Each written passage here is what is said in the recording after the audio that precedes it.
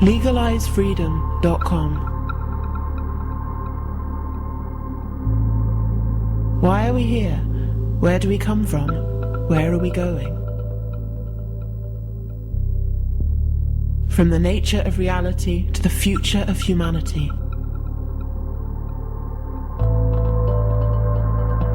Beyond politics, poverty and war. LegalizeFreedom.com.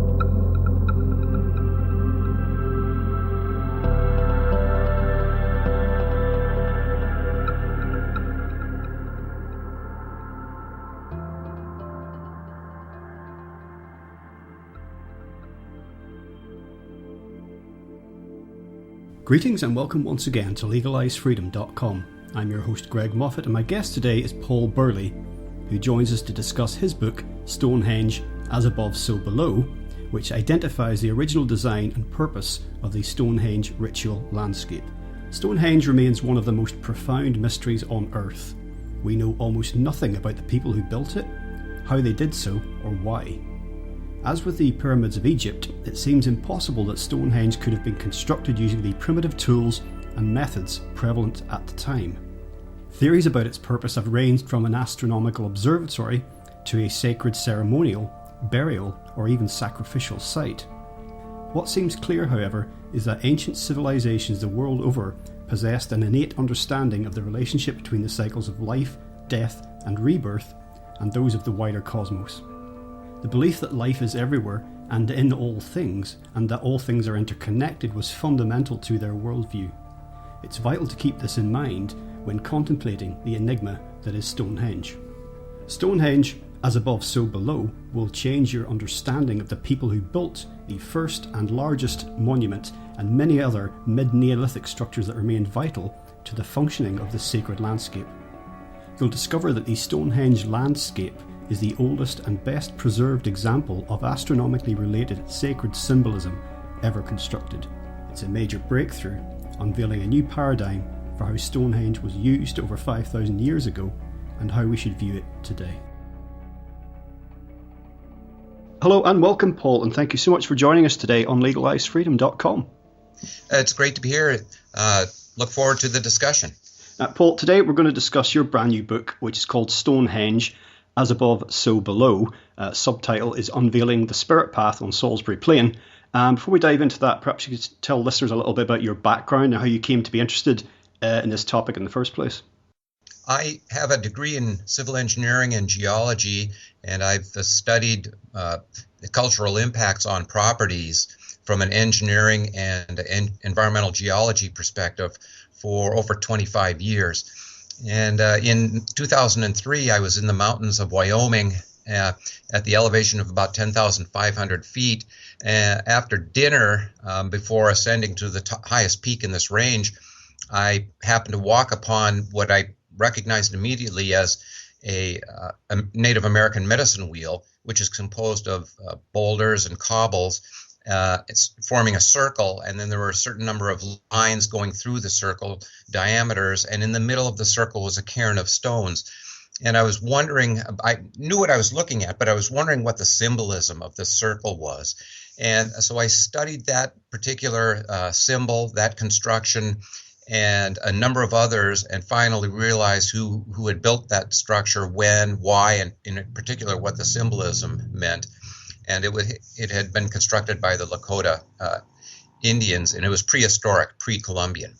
So after discovering that and having a lot of interest in that, I started looking at sacred symbolism in cultures ranging from the ancient to the indigenous around the world and throughout time.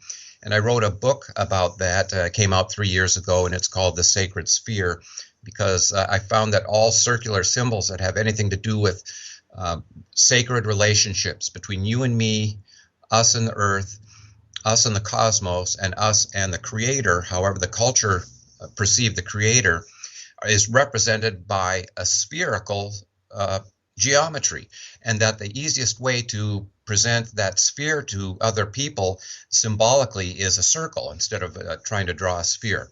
So that's what the first book was about.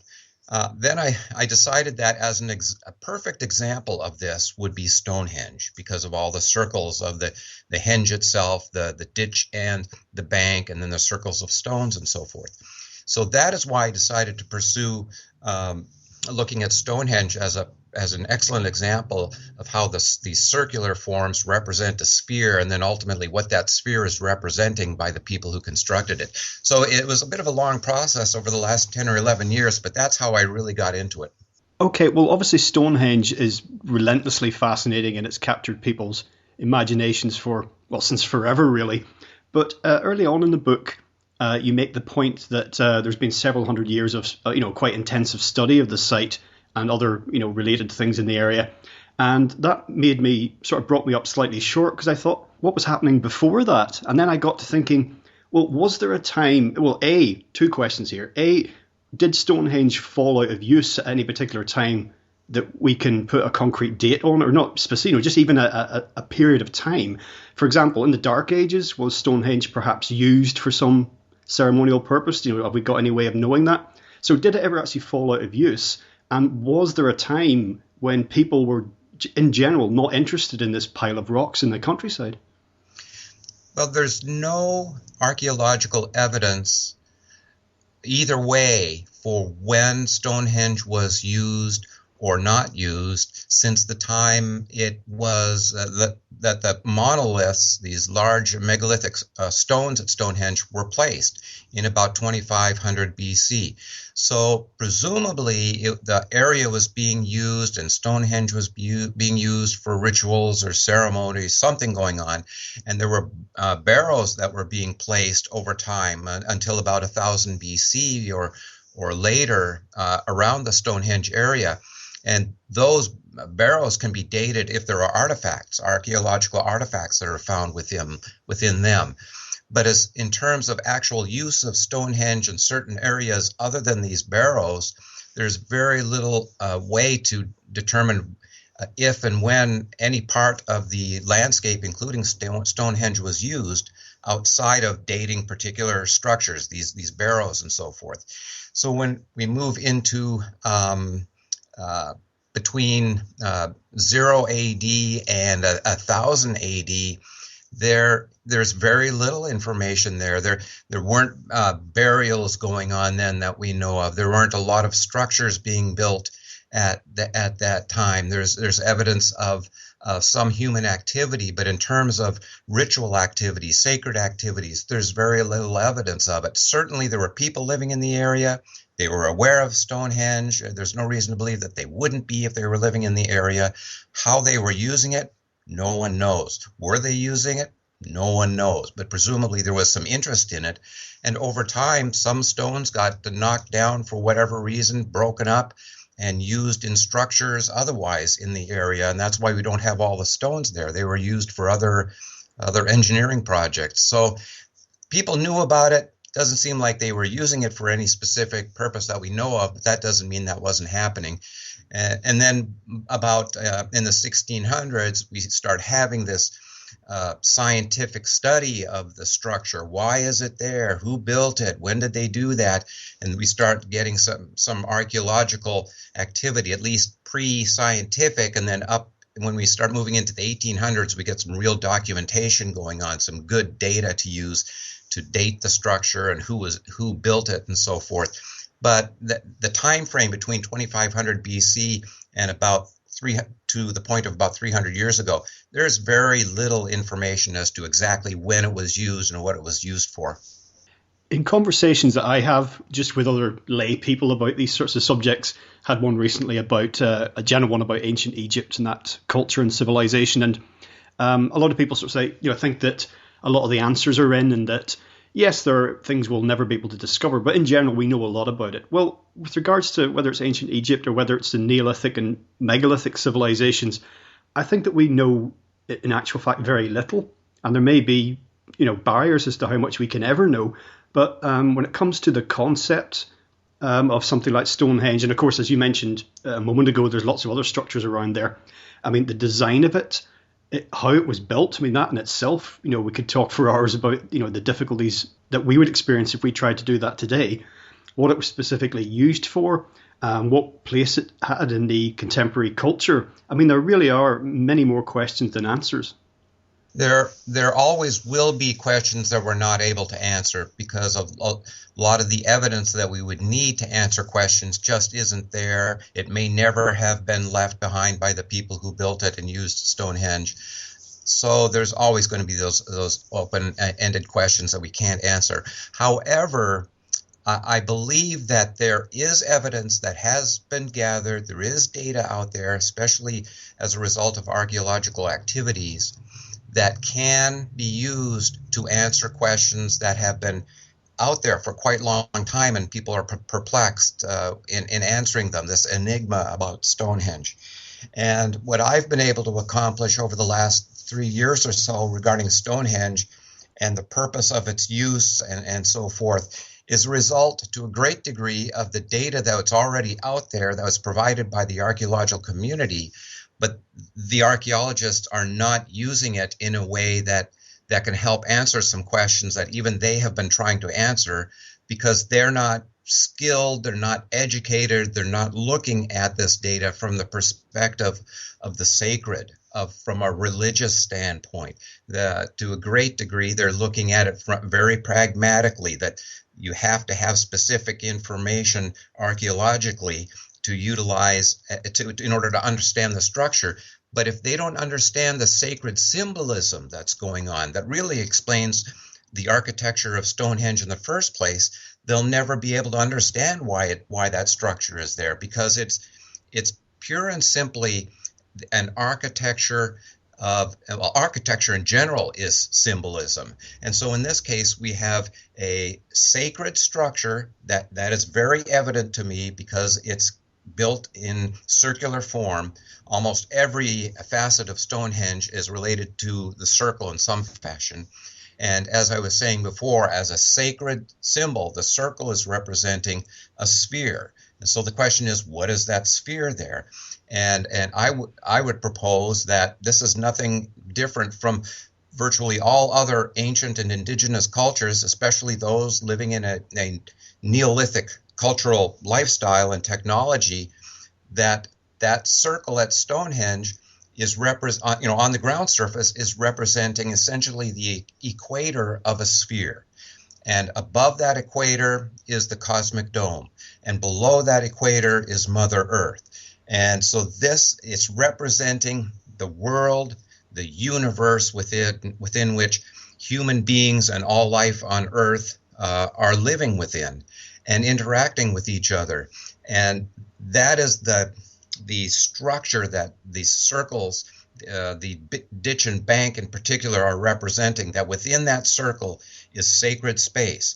And it is not to be desecrated. It is not an area for people to be entering into unless they are specifically trained and capable of essentially being priests or shaman, that type of thing. But the average person typically in these ancient cultures would not just walk into Stonehenge and participate in some activity, because they knew that this was not to be desecrated. It was space that was extremely important to them as sacred space, and they used it for that purpose. So I would propose that is what Stonehenge is all about. It's representing the universe and the importance of life within that universe and continuing life from year in and year out.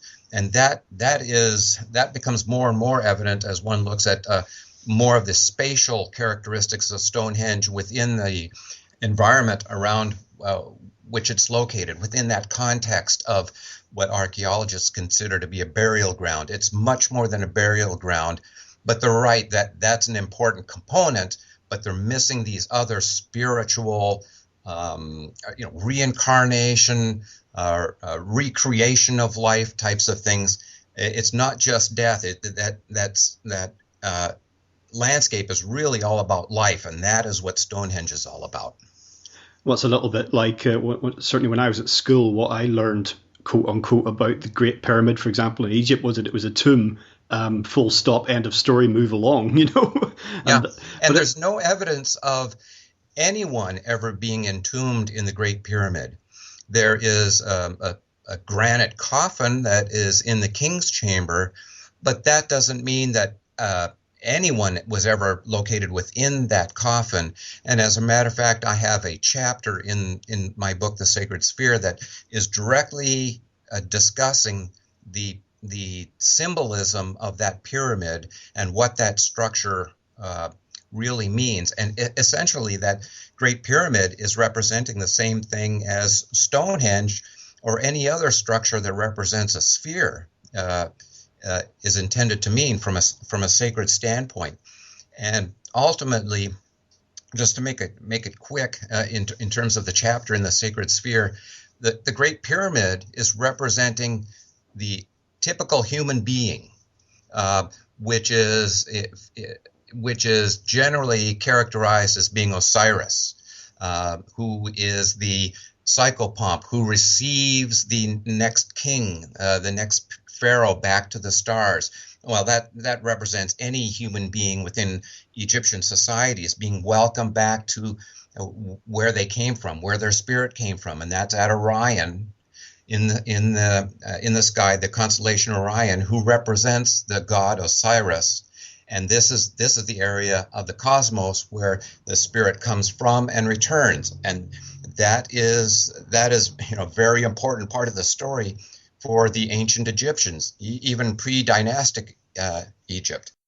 Yes, well, people may be aware that around the area of Stonehenge, that greater area of England, I mean, there's a lot of sacred sites dotted around all over the place, some of them more famous than others. But what a lot of people are probably not aware of, and I wasn't certainly aware of the extent of this, as to how much the immediate area around Stonehenge itself has got a whole network of structures and various features on the landscape there.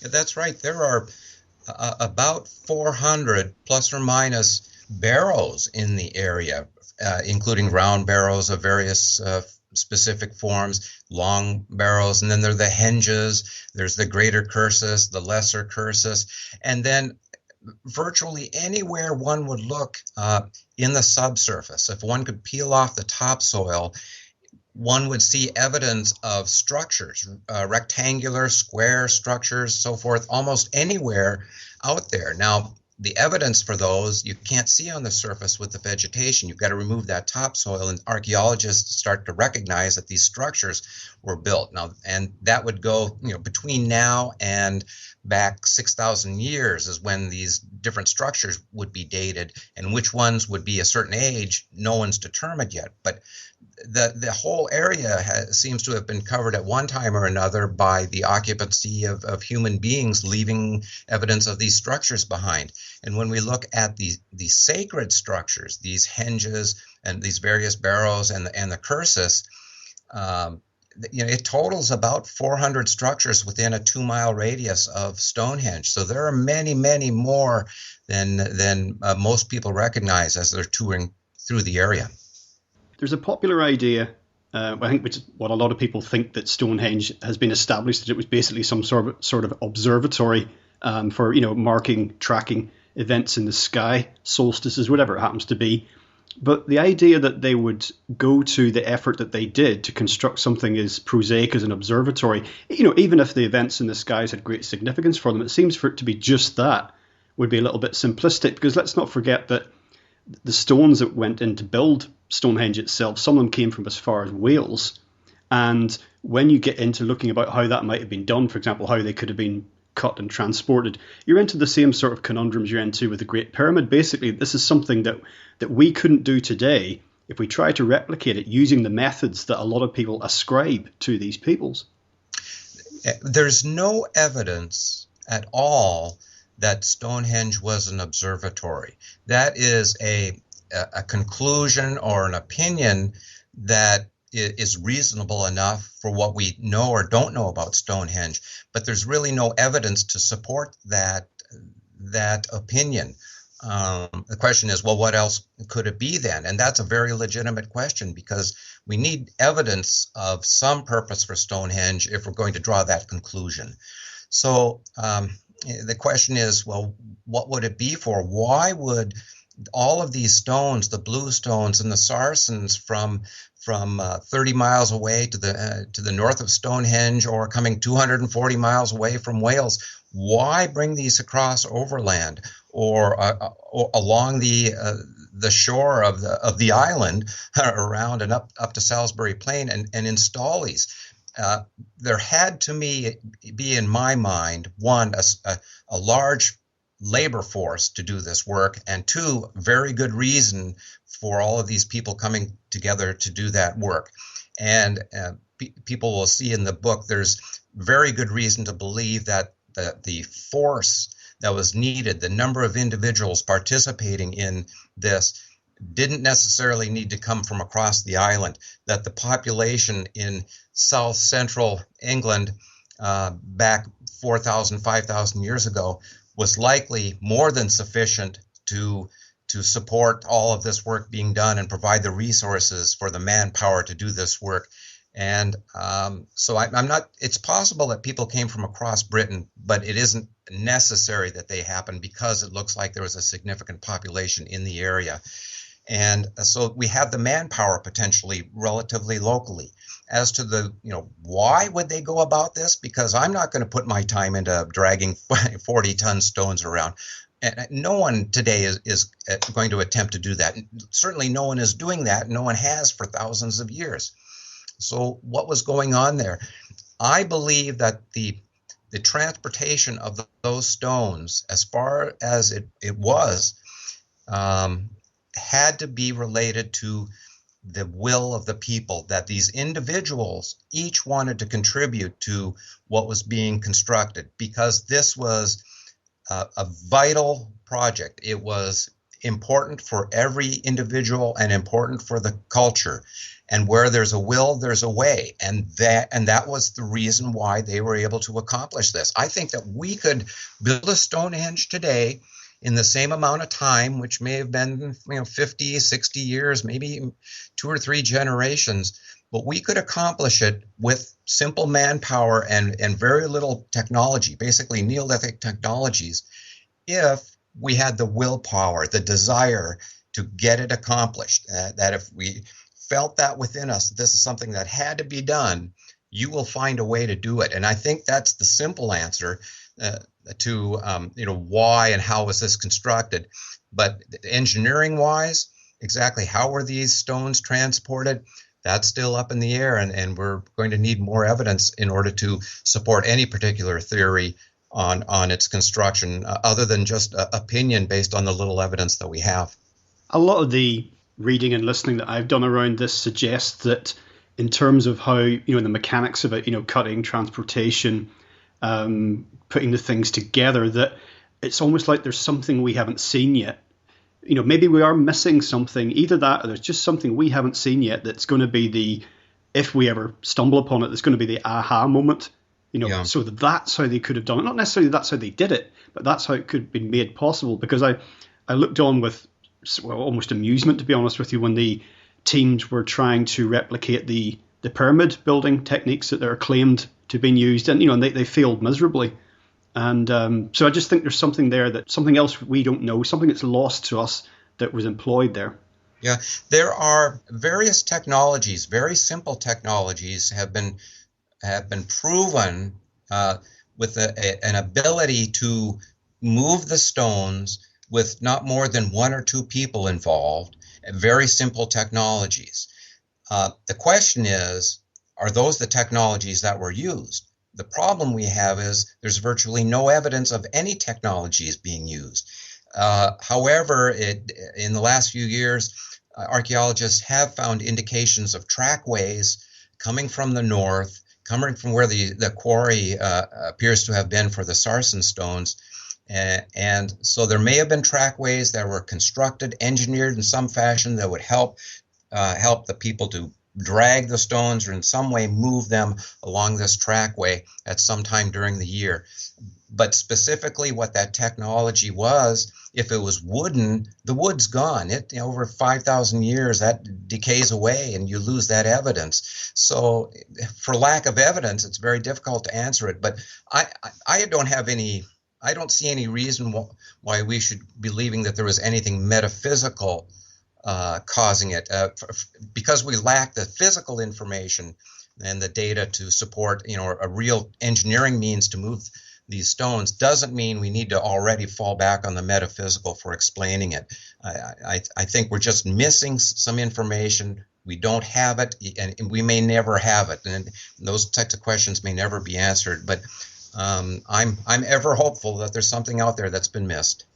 Now, it's something you've touched on already, which is extremely important to all this, and that's the idea that many peoples around the world at this particular time, prior to that, of course, and for the longest time, in fact, probably for most of human history, it's only relatively recently that we've lost this or abandoned it, is this innate understanding of the links between life and death and the greater cosmos and what's observed in the sky and what happens here. All those sorts of subtle relationships were really, really important.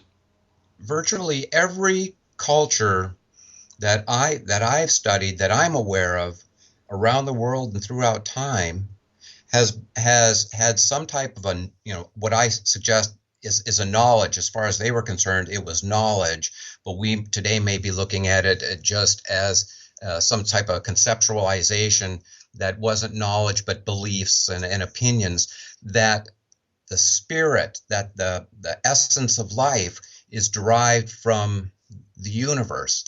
And in fact, those kinds of ideas, that's right. If you look at the big picture in terms of we're still in the universe and we came from somewhere, so it must be derived in the universe somehow. But people were identifying a particular area of the cosmos, a part of the night sky that they pointed at as being the source of life, the source of spirit.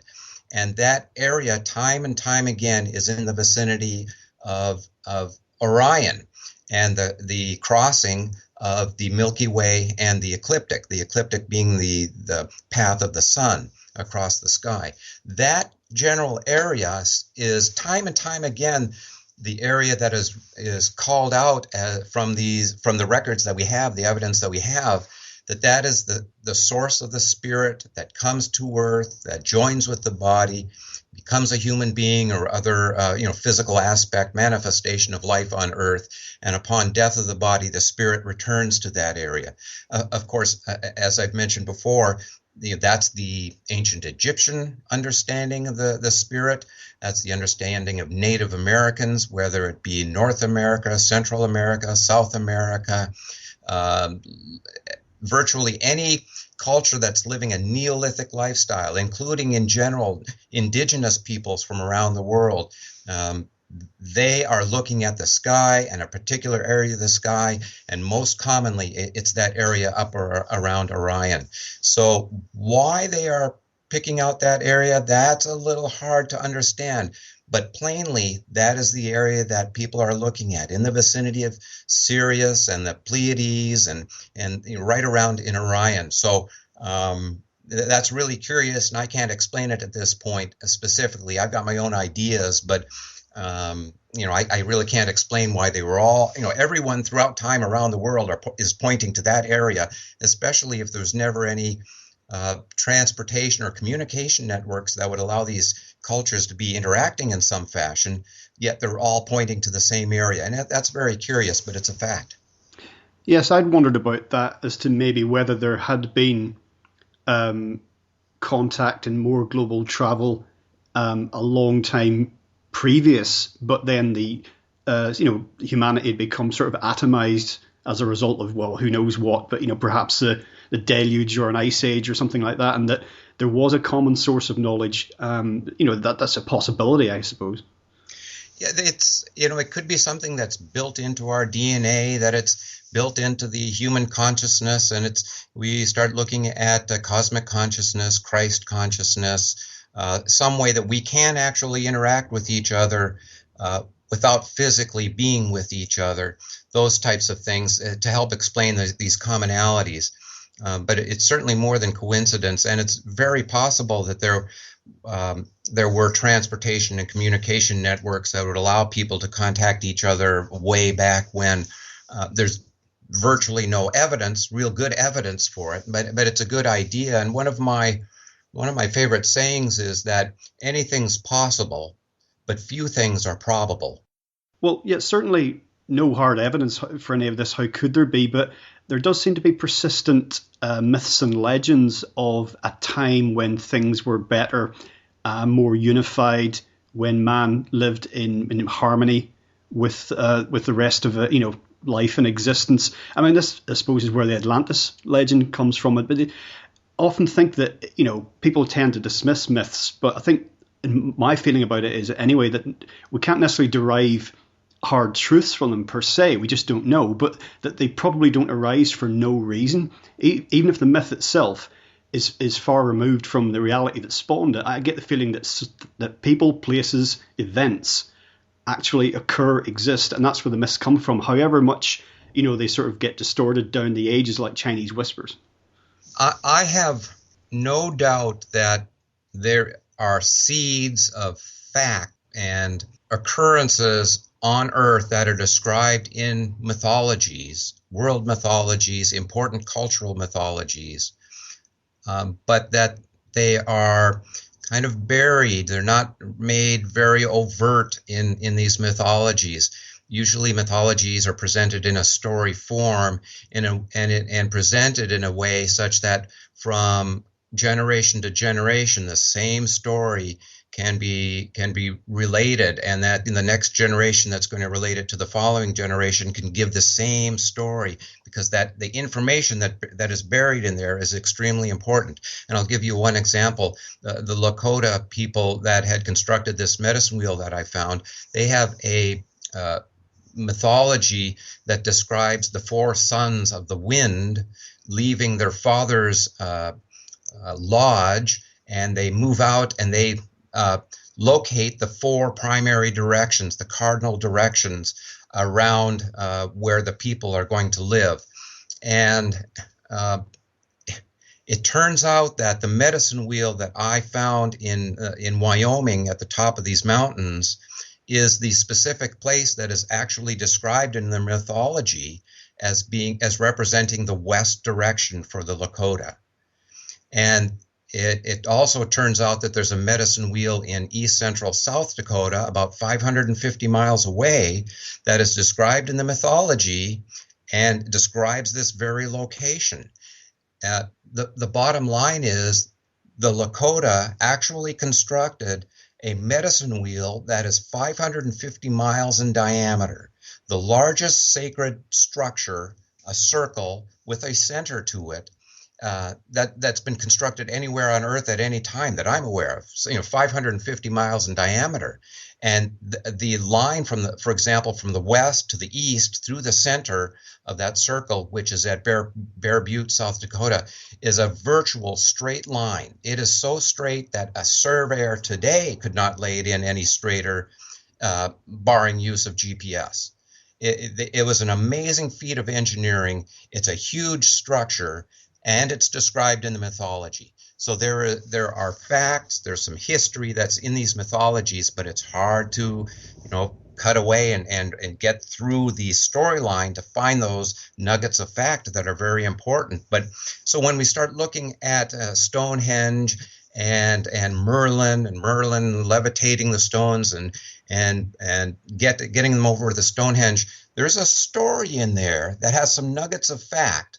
But that doesn't mean that the stones were levitated. That may be, a description that's written down somewhere, but it is a overt storyline that is giving you indications of specifically what was done, but exactly how it's buried in there. There's a reason for that too, and we haven't quite figured out what that reason is. People aren't looking at what that reason is, that hidden meaning. But I'm sure that it's there, but it's just a matter of gathering enough data on the ground to compare that with the mythology so that we can finally understand what that mythology is really trying to tell us.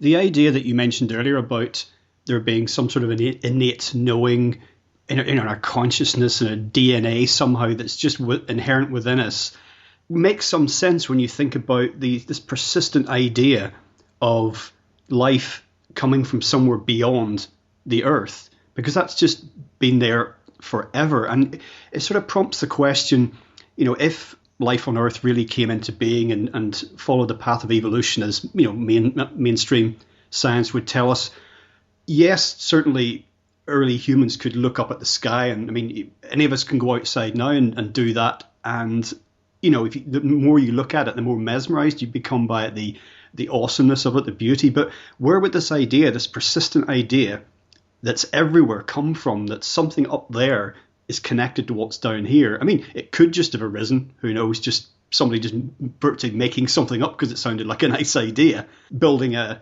religion of control around the idea. Because by definition, everything that's up there, particularly early humans couldn't get to it. They couldn't observe it in the way that we can now. So it'd be very easy to attribute all sorts of things to stuff up there.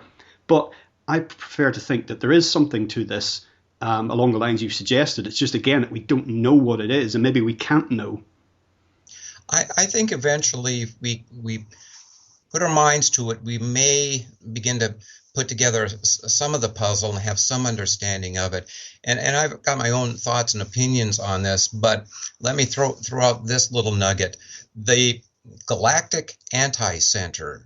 In other words, we have the Milky Way, which is a galaxy which is spinning, and it has these spiral arms coming out from the center. The center of the galaxy is this black hole, purported black hole at the center of the galaxy where everything is spinning out of.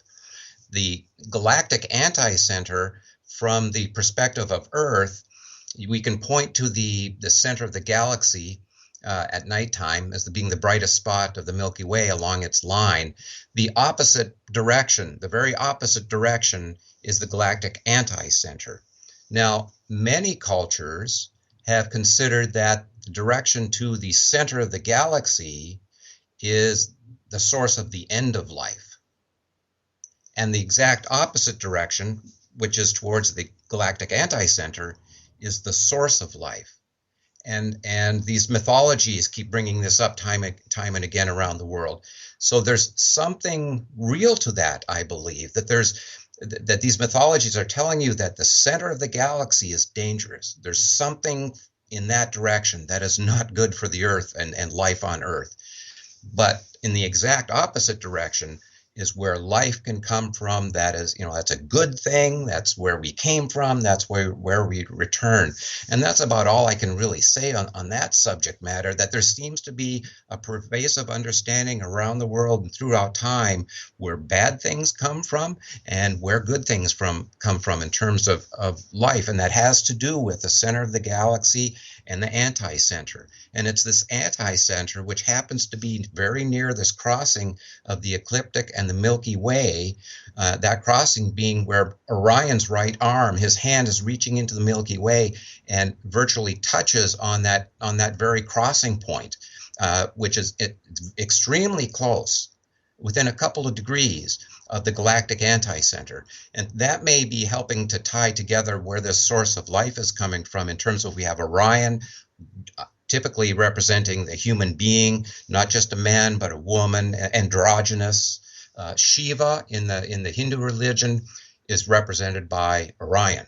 Okay, so Orion comes up time and time again for supreme gods, important gods for many cultures. Well, there is Orion near the galactic anti-center, reaching up and taking the soul, the spirit of a human being who has died on Earth, and receiving them from the spirit pathway or the spirit road, which is the Milky Way, rising up to that intersection point of the Milky Way and the ecliptic, and Orion reaching out there and taking that spirit, upon which he then has brought home back to the stars. And when there's a need for a spirit on Earth, releasing that spirit at that point, and the spirit traveling down the Milky Way to the Earth to join with the body to become a human being or a bird or a tree or what have you. So I think those are the kinds of ideas that people were seeing time and time again. Again, it's a little difficult to understand why they're all seeing that, but that's the general scenario that seems to be coming up time and time again for basic human understanding of the source of life. Well, I suppose the concept of good and bad coming from the outer space, from the sky, whatever, has some sort of practical bearing. You think of solar activity, cosmic rays, comets, meteors. There's certainly some evidence, lots of myths as well surrounding the idea that these sorts of things have impacted the Earth negatively in the past. And then I suppose on the plus side, there's the idea of the panspermia idea that maybe life on this planet got started as a result of life coming from elsewhere.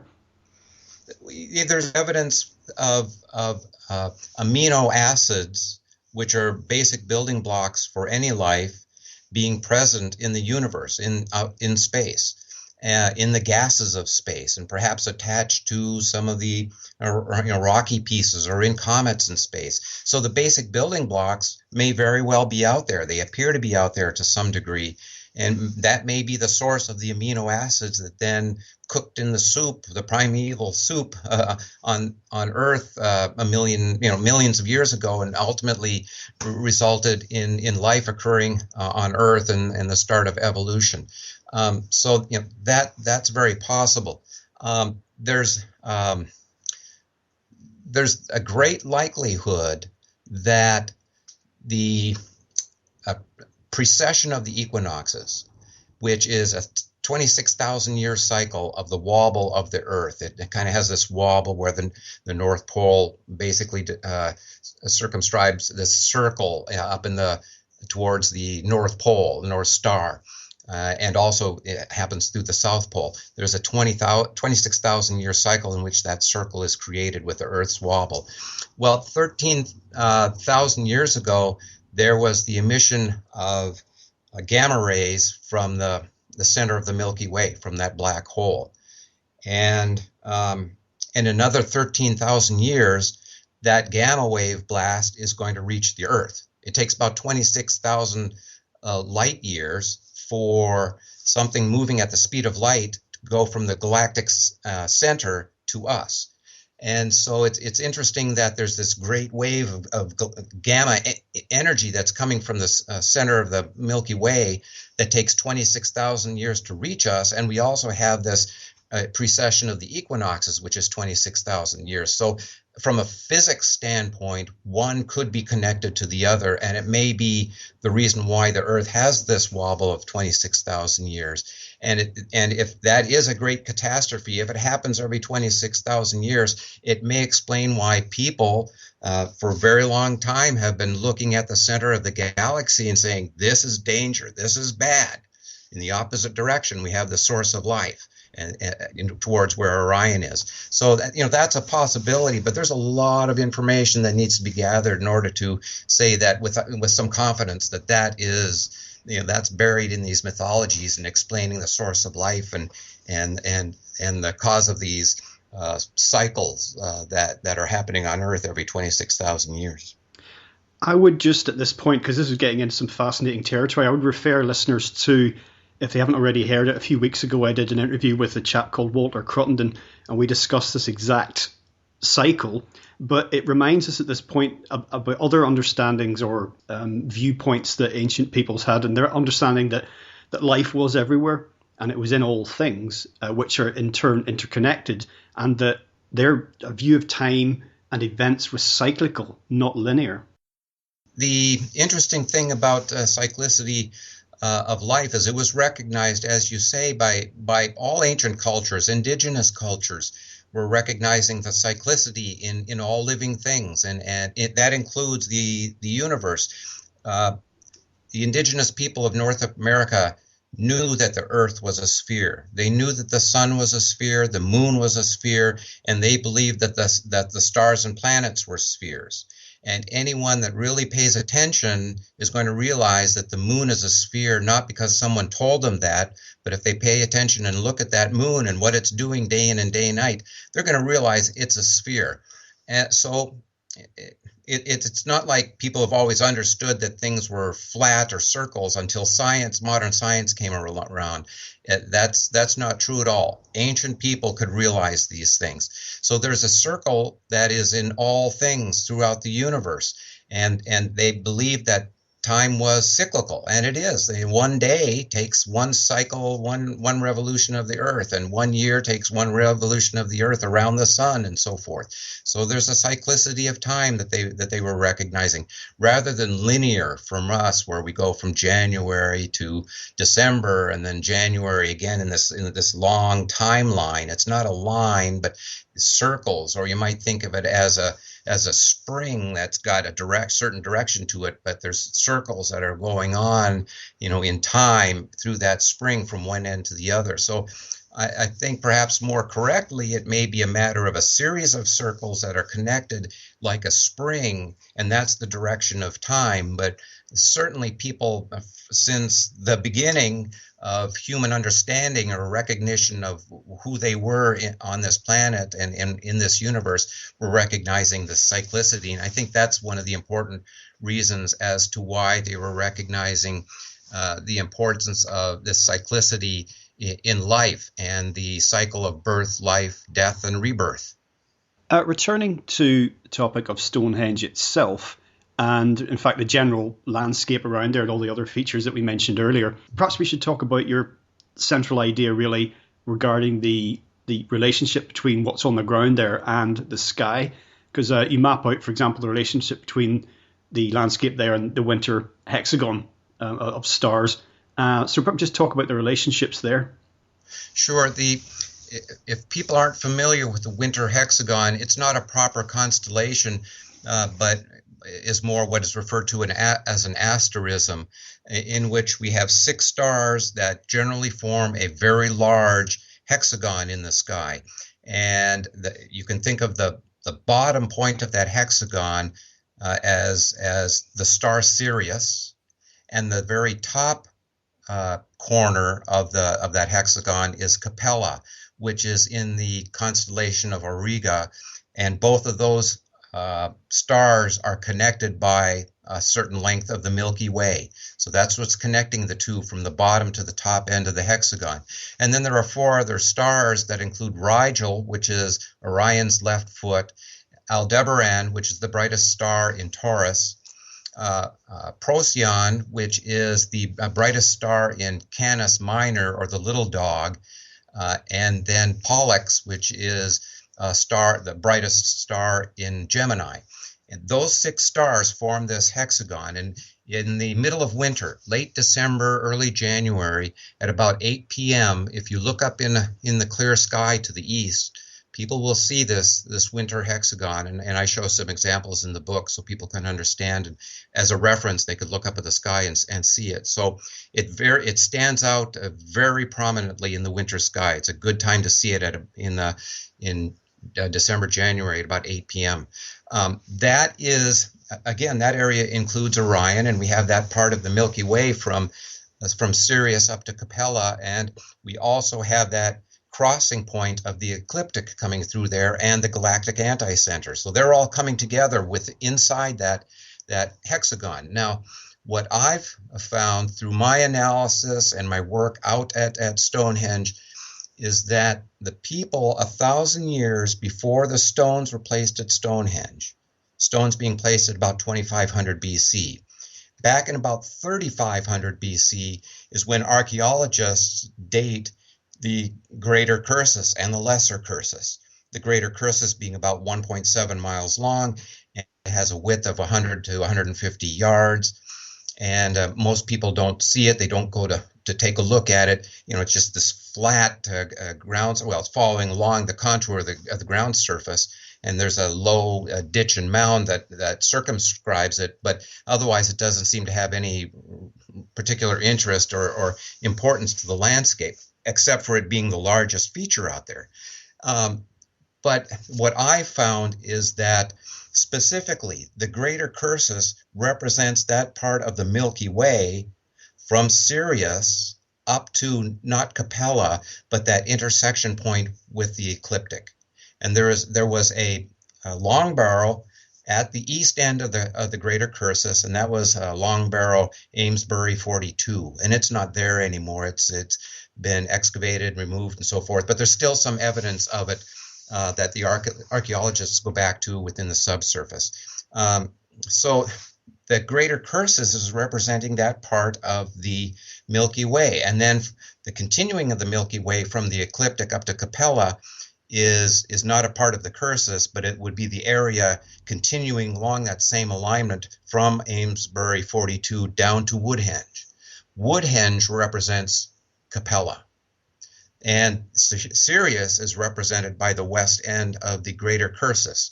Now, I realize this is all new. It's surprising to people. No one's been looking at these stars and recognizing this thing. But I sincerely believe that this is actually what was being constructed in 3500 BC. Essentially, it's a map of the winter hexagon area and placed onto the ground surface of Salisbury Plain. And as evidence, supporting evidence of that, if you look at the scale, the distance from Sirius to the east end of the Greater Cursus as being the distance from Sirius to the ecliptic, it turns out that very specifically the center star of Orion's belt plots exactly where Stonehenge is located.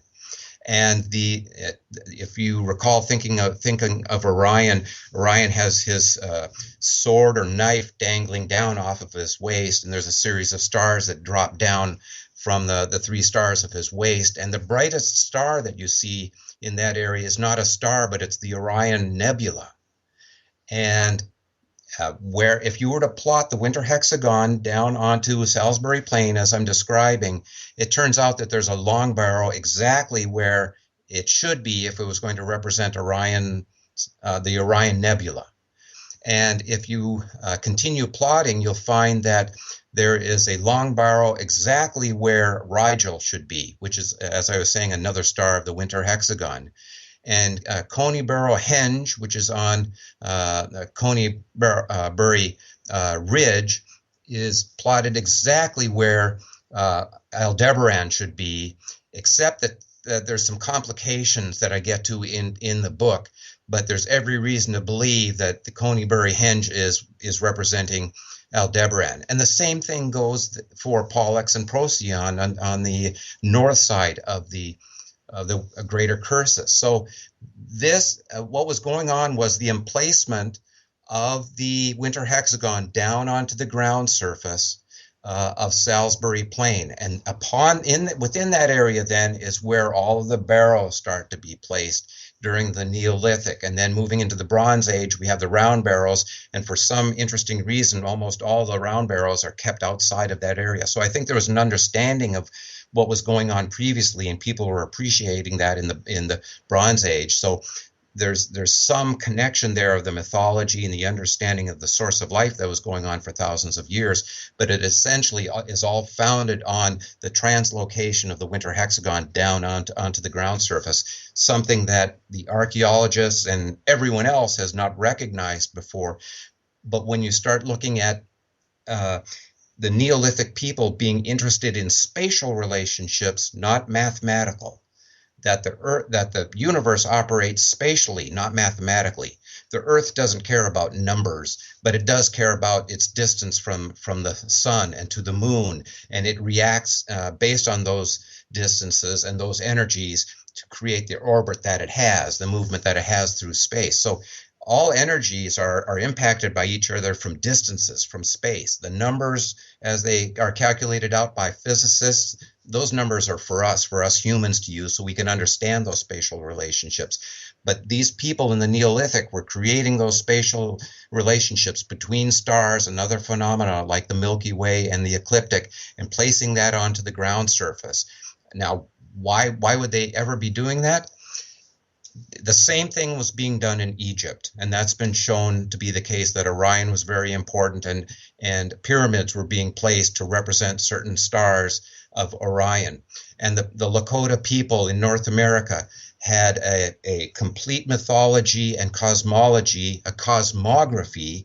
So again, we're looking at spatial relationships up in the cosmos that they had in place down on the ground surface across the northern Great Plains. Many cultures laid upon the ground surface this very same area, which appears to be also have been translocated onto Salisbury Plain. So it turns out this isn't a really unusual phenomenon. Neolithic cultures have done that very type of thing over many thousands of years around the world. It just happens to now, in my book, I'm presenting very strong evidence that this was actually being done here in Britain 5,500 years ago. I've always been fascinated by the various structures, ancient structures and sites that are not really visible from the ground, in the sense that you can't get the full picture of what they are. And whether it's chalk horses in England, or whether it's Eric von Daniken's UFO landing strips in South America, these things that you can't see fully from the ground. Is there a sense of human beings saying to someone else or something else, "Look what we've done"?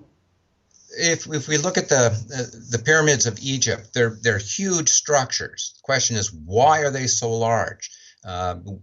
We can see them from a number of kilometers or miles away, but they're tremendously huge structures, as is the Greater Cursus, 1.7 miles long, 100 to 150 miles wide, and it's surrounded by this bank and ditch, which originally, when the Cursus would have been constructed and outlined by the bank and ditch, that bank and ditch would have come out as white chalk, so very easily seen from above. So what people on Salisbury Plain 5,500 years ago were doing, what they were constructing circles on the ground surface, again, representing the sphere, representing sacred relationships, representing particular stars or locations in the sky that were related to the source of life, the source of spirit.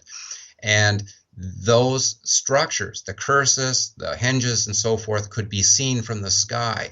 So we have the gods, if you will, Orion in some fashion, the stars as the sources of life, looking down on Earth and seeing themselves on Earth. They're seeing those star locations. They're seeing a reflection of themselves down here. So as we see that up in the sky, so below, the stars themselves, the source of life themselves, are seeing this very same representation on Earth. And that's why I call the book Stonehenge, as above, so below, because this is what they were doing. The people were constructing this translocation of the source of life onto the ground surface. We should also say something about the station stones, because that's another feature of Stonehenge that's generally overlooked. Yeah, the station stones are interesting because virtually everything else, all the other structures associated with Stonehenge, are in circles. The trilithons, the 5 trilithons, form a kind of a part of an egg shape or a horseshoe shape, but all other structures that were there before, in terms of the megaliths and the ditch and bank itself, are all forming circles. And then we have the 4 station stones, which form a rectangle, or not quite a rectangle. I would call it more of a quadrilateral, because it forms 4 sides of a structure that isn't quite square. It's not, all 4 sides don't have the same length as any of the others. So it's a quadrilateral, but it's not a quadrilateral, but it's not quite a rectangle. And I think that that's important to recognize, that there wasn't a need to create a very specific rectangular structure there, but it could be approximate, and that's because we're dealing with the sacred. And when you're dealing with sacred structures and sacred geometries that come through in ancient and indigenous cultures, exactness isn't as important as the symbolism that's being created. So I've determined that there had to be some symbolism that's associated with these 4 stones, the station stones, the way that they were placed at Stonehenge. And through a lot of analysis of spatial relationships of stars and the fact that Orion was important and so forth, it turns out that specifically what was happening at Stonehenge then is somewhat of a microcosm of what was going on the landscape for miles and miles around Stonehenge, this translocation of the winter hexagon onto the ground surface. At Stonehenge, there's a translocation of Orion himself, and the 4 station stones are representing points, 4 points around Orion that would define a rectangular area or near rectangular area. 2 of those 4 points being Sirius and Aldebaran, again the brightest star in Taurus. And those 4 points represent the area surrounding Orion. And what was done then was that was symbolically translocated and placed down onto Stonehenge. And by doing so, the center star of Orion's belt plots right into the center of Stonehenge. So that's a evidence, good evidence that this is what they were thinking, what they were doing. And so that's what the four station stones represent. It's not necessarily all that important regarding the rise or fall of the setting of the sun or the moon. That may have been a part of it, but even these alignments are approximate. What's more important, what they were doing was they're translocating that source of life in the cosmos and sending it down onto Mother Earth. What Stonehenge represents is the womb of Mother Earth. And we have the translocation of Orion at a certain time of the year, which happens to be in early August, which is important from understanding Celtic festivals, because I believe the Celtic festivals are derived from earlier festivals and understandings from as much as 1,500, 2,000 years before. And the Celts are practicing some parts of their religion based on what they had learned, had evolved from previous cultures there. So we have some evidence of this. There's the rotation of Orion down onto Mother Earth. We have the conception of the new life for the coming year. We have the old king. We have the new king in being the sun, the new life for the coming year, and we have the Mother Earth involved here. And some of those concepts of the new king, old king, and Mother Earth and so forth are pretty well understood, but haven't been recognized to this detail regarding Stonehenge. But I was able to find those connections because I was curious about what are those four station stones there? Why aren't they in a circle? There's something particular about them, and must be very important, or they wouldn't have been put in there as they were. And it turns out, from an astronomical point of view, that setup, that quadrangle of those station stones fits exactly as it should in order to define the area of Orion at a particular time of year, so that the mythology and the festivals that are occurring at that time of year can happen. Well, I think that's a very important point to take away from all of this, as well, as that, things are not there for no reason in sites like this. It just doesn't happen like that.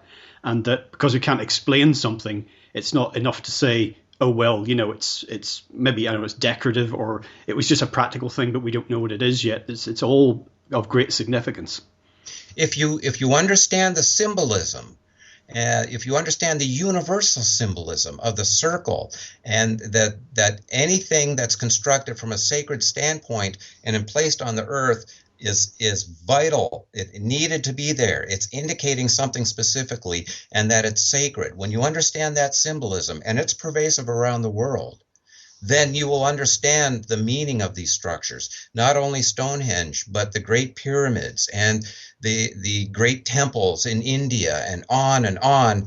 You need to understand that symbolism. You don't have to believe in it. You don't have to believe that the source of life is coming from the center of the winter hexagon. I'm not saying I believe it. Archaeologists don't have to believe it. None of us need to believe it. But we do need to understand that the people that constructed these structures believed this.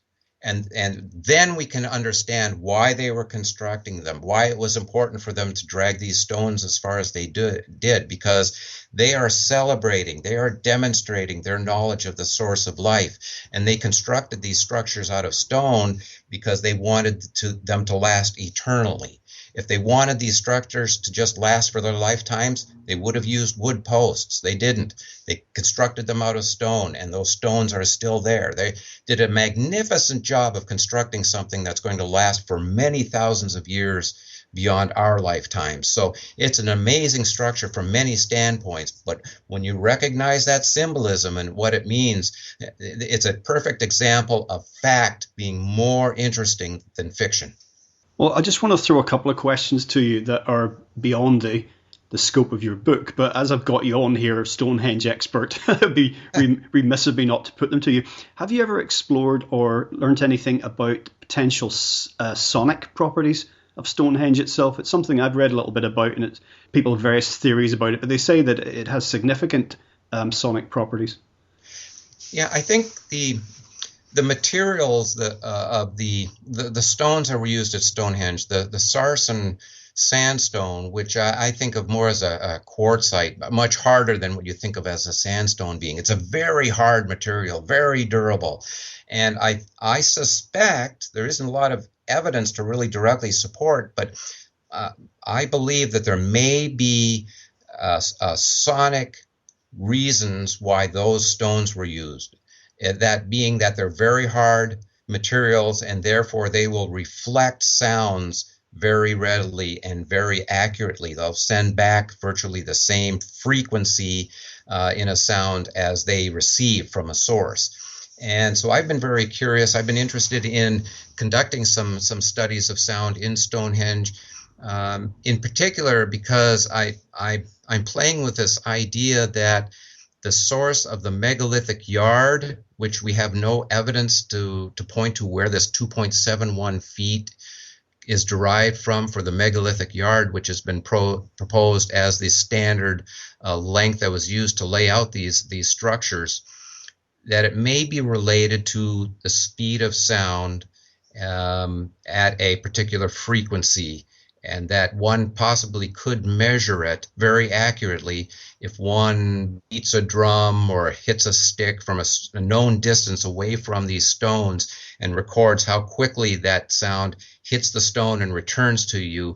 You could actually come out from at a certain frequency with 2.71 as a length, as representing seconds or a certain period of time. And it turns out that in the ancient scale of music, that one of the important notes in this ancient scale at that particular frequency, it turns out that an important wavelength for that frequency comes out to be 2.71 feet.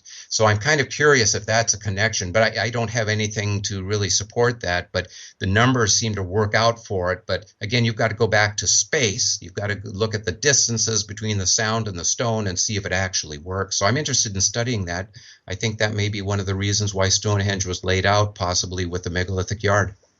Oh, well, that's interesting in itself. The other point, as I say, it's a point really more than a question, it's just a thought, is that I've noticed, and as have others, more recent times, but military interest in certain ancient sites, and that sometimes even translates into military bases being in the vicinity.